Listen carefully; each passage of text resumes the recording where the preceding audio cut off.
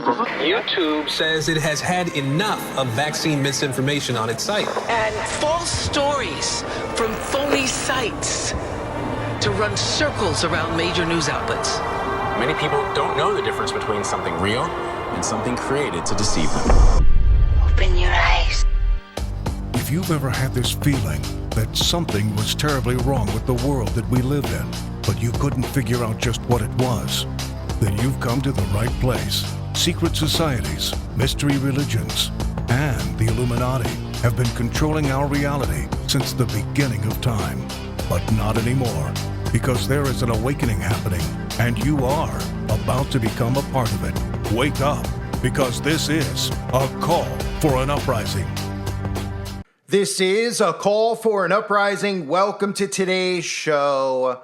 Apple CEO Tim Cook just on a conference call was discussing the future of the iPhone. They do their quarterly earnings reports, and people are able to chime in and ask questions, even though, of course, the people who actually ask questions are, people who work for Bank of America and other corporations that really just run America. But I needed to do a video on this because Tim Cook was asked a question about artificial intelligence replacing the iPhone. And if you don't know, Tim Cook is the current CEO of Apple. His qualifications, of course, for being the CEO of Apple is, riding the Hershey Highway.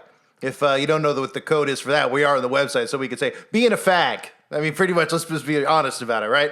Because, of course, all these guys get their jobs based off of qualifications like that.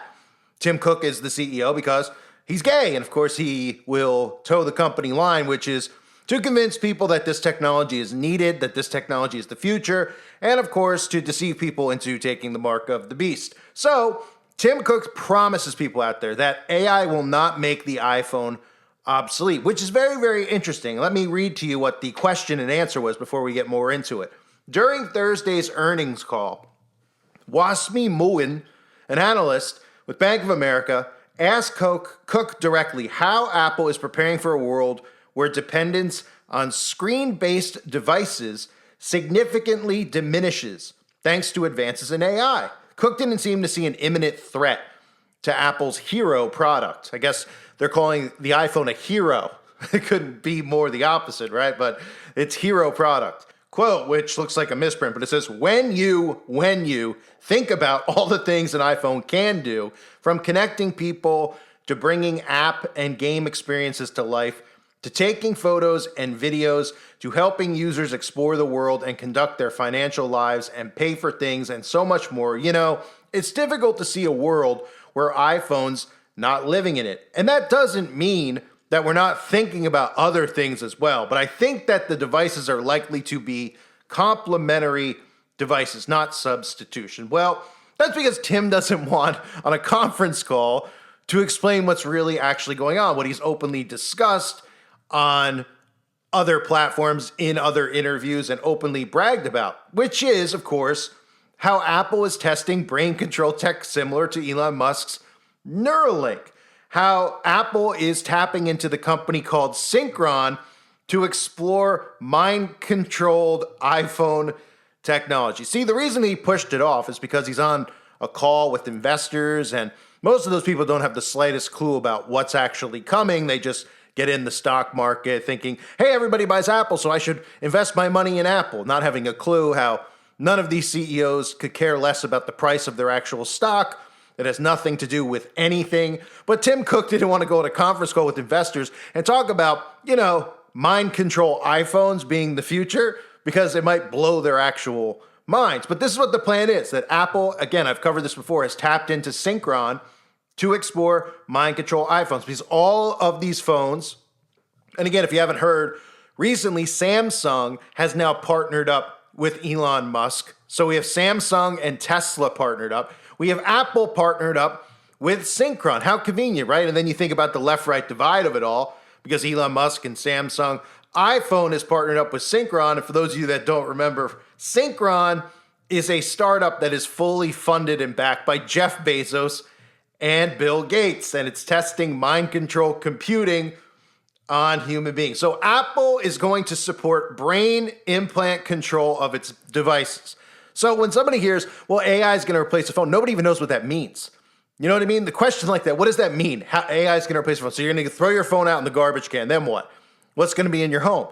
What are you going to do? It doesn't make sense, right? When you think about it, how does that make sense? As of right now, most of these sheeple believe that AI is just the new Google search. You go on your, Google, you go on your phone, you type something in and it gives you an AI answer, right? So they're saying to themselves, what are you talking about? AI actually replacing a phone? It makes zero sense. But then when you think about what the real plan is with the Neuralink and how they're going to transition using the Apple Pro, the Apple Vision Pro, because again, remember the Apple Vision Pro Model 2, which is coming out next year, supposedly is going to have the ability to be controlled by brain activity. But currently, the Apple Vision Pro is gaining the ability to be controlled by brain activity thanks to a partnership with Synchron, a neurotechnology company. Synchron has developed a brain-computer interface that allows users to interact with the Vision Pro using their thoughts, effectively bypassing the need for hand gestures or voice commands. This technology allows users to select items, navigate menus,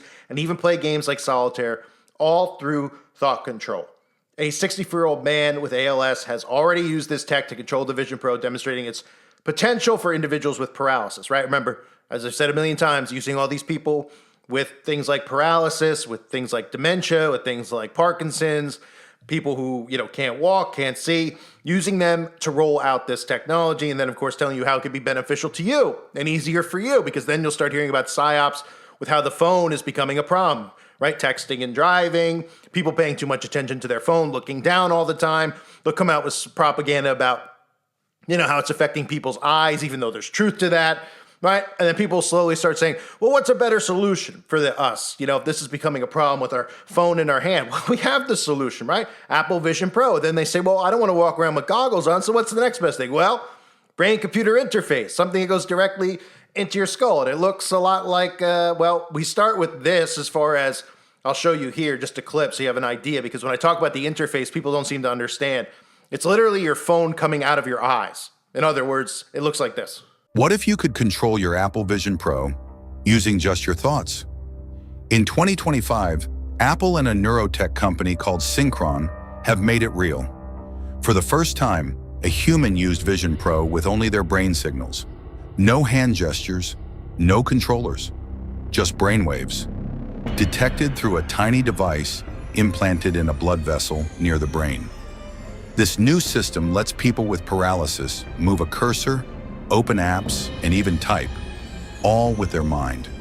And it's not science fiction. It's already been tested successfully, and it's completely wireless and non-invasive. Apple calls it a step toward the future of human-computer interaction. Others say it's the beginning of thought-powered tech. Right, so you're able to use your mind, as you saw the guy at the end there doing, moving his hands around to control the things he's seeing on his screen. Remember, we have the virtual realm now. We have the spiritual realm, and which is really being called the digital realm, and we have the physical realm that we're in right now, right? So us here physically, that is what you're seeing. They call it the digital realm. It's really the spiritual realm, which most people don't seem to understand because their eyes are completely blurred. They're looking at things that are non-existent in the actual physical realm. So when you put something like this in your head, for example, right? And you're seeing things that aren't actually there. There is obviously indoctrination with things like Pokemon Go. I talked about it when that came out. How people were holding up their phone and they were seeing the physical space around them. But when they were looking at their phone, they could see these Pokemon emojis walking around. Well, think about this. As you saw that guy at his desk moving his hands around, right? He's in a different realm. He's in a different reality. And when this technology is inside of you, you're literally be seeing things that don't actually exist. They're blurring the lines between what's real and what's not. So Apple is playing this off because, of investors, and obviously they don't want to frighten people out there who are obsessed with their phone because 99.9%, okay, let's just be real, 100% of their population is obsessed with their technology, obsessed with their phone. Their phone is almost a part of their body, which has been done by design because the transition is going to be to put it in your body, right? So it only makes perfect sense. But if the phone is a part of their body, think about how obsessed and addicted they are. They have to use a lot of mind control techniques to get them on board with this next wave into brain-computer interfaces, with being able to control things with their minds, with their thoughts. But there aren't things that are going to be in the actual physical realm. They're going to be things that are in the digital spiritual realm, right? So in other words, with this technology, you're not going to be able to lift up a Coke can that's across the room from you, like we're in Stranger Things. But you'll be able to interact with your devices, right? You'll be able to interact with an iPhone that might be sitting at a table across the room, and you're using your Vision Pro, which will eventually be your brain-computer interface, your Neuralink or your Synchron in your body. You'll be able to, write something on the screen over there. You won't be able to pick the phone up with your mind and move it around, but you'll be able to write things on the screen. You'll be able to write things on your computer screen without being near your computer, your physical computer, right? So that's what we're headed towards, the two different realms. And then, of course, the mixing of iron and clay. So Apple is developing their own brain-computer interface, which is, of course, the same thing as Elon Musk. I've talked about how Musk has, now he's partnering with Samsung, right? So that's more of the conservative way that they're going to go. And the other side of it with, you have Apple partnering with who? With Bezos and Gates, even though nobody on earth likes Jeff Bezos. I don't even think liberals like Jeff Bezos. They do seem to like and trust Bill Gates. Don't ask me how. And then they'll figure out how they can market this to people. But there'll be a lot of propaganda about how dangerous the phone is, how it's becoming a hazard. They might even, I've said this before, they might even release information saying that the cell phone does cause cancer. It does cause radiation exposure. And that we need, that Apple and all these big tech companies they've got the fix for it. It's something else. It's safer. It's better. And they'll believe whatever they're told. At first you say to yourself, well, if somebody was going to tell you that the cell phone causes cancer, then people would just say, well, we don't want anything to do with it. Why would we trust it in our body? But they'll go along with whatever they're told. They trust in their tech corporations. They are obviously in love with their technology. So they will not take the chance of not having it in their lives. But I thought that was interesting. I had to do a quick video on it. How Tim Cook was asked about AI replacing the phone. And he's like, it's not gonna, I promise you. Everyone out there is going, oh, thank goodness, I don't want to get rid of my phone. Meanwhile, in the background, Apple's testing brain control technology, just like Elon Musk's Neuralink, using Synchron. And their next version of the Apple Vision Pro is going to give you the ability to control certain things using your mind, which means controlling devices that you can actually access through Wi-Fi. So you'll probably be able to even turn on your Alexa and all this other nonsense. And these people think it's the coolest thing ever because they've been obviously mind controlled their entire lives, at least the last 50 years, with these ridiculous, embarrassing superhero stories.